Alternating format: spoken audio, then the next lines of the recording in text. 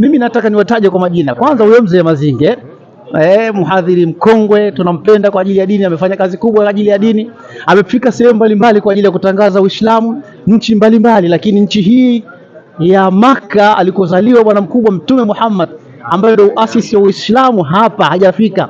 Kwa hiyo naomba Mazinge, umefika nchi nyingi, lakini hapa hitimishe hapa ili mwisho wako uwe mwema, maana ukifika Maka kwa umri uliobakia, bila shaka ukifutiwa madhambi yote pale Arafa, unaweza kuondoka mzee ukawa unafurahia matunda yako uliyofanya katika dunia. Hiyo ndio wito wangu. Lakini pia nimwalike Sheikh Muhoro, naalika wale Sheikh Ibrahim Mkongo, nimeombea hao wote nawataja, maana nishaombea dua Alkaaba. Amiri wangu Rajab Salum nimemwombea dua, nimeombea Mwenyezi Mungu muite pia amiri wetu, anafanya kazi kubwa ya dini, muite aje na yeye huku. Lakini pia kuna watu wengi nimewaita ambaye nimewaambia kwa majina yao kabisa, nimewaalika. Kuna walioniambia bwana tuombee dua kule, kina Muhoro, kina Bakozi, Saidi Juma Kinyogoli. Nyote nyinyi mna uwezo, tunajua mna uwezo. Kwa sababu gani? Mnatumia magari mazuri, magari ya kifahari, mna majumba mazuri, bila kumsahau Ali Kadogo, wewe njoo huku. Tena ibada ya hija inataka nguvu, nataka niwaambie wazi, inataka nguvu. Ujana huku wanasafiri zaidi ni vijana, tunatembea kwa miguu, tuna enjoy.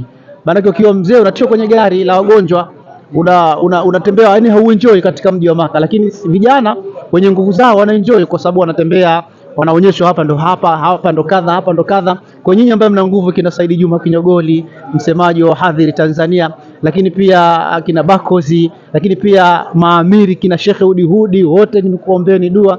Mwakani msisubiri kwamba eti sijisubiri, mwakani tu wewe njoo zako, sababu miaka inayokuja pengine hujui, na mwaka huu ushachelewa, hija ishamalizika, manake ishapita ya mwaka huu. Sasa kama Mungu anakupa uwezo wa mwakani, njoo ndugu yangu, fedha ndogo sana. Mimi ni kijana ambaye sina hata maisha ya hivyo, yani tunajuana hivyo wananijua, wahadhiri wote wananijua, maisha ya kawaida tu, dola 6,500 nyinyi kuipata ni kazi ndogo. Kwa nini msitumie kwa ajili ya dini? Kama mnatumia kwa ajili ya kununua magari, mnatumia kwa ajili ya kujenga majumba, kusafiri miji mbalimbali, kwa nini mnashindwa kuitumia kwa ajili ya dini ya Allah? Wito wangu wahadhiri wote wa Kiislamu katika nchi ya Tanzania na wengineo, wote watakayesikia na kunitazama, basi tunawaambia kama una uwezo basi jitahidi, muombe Mwenyezi Mungu na uje. Na ukumbuke kwamba kuja katika mji wa Maka ni wito ambao unaruhusiwa ukaitika, labbaika Allahumma labbaika.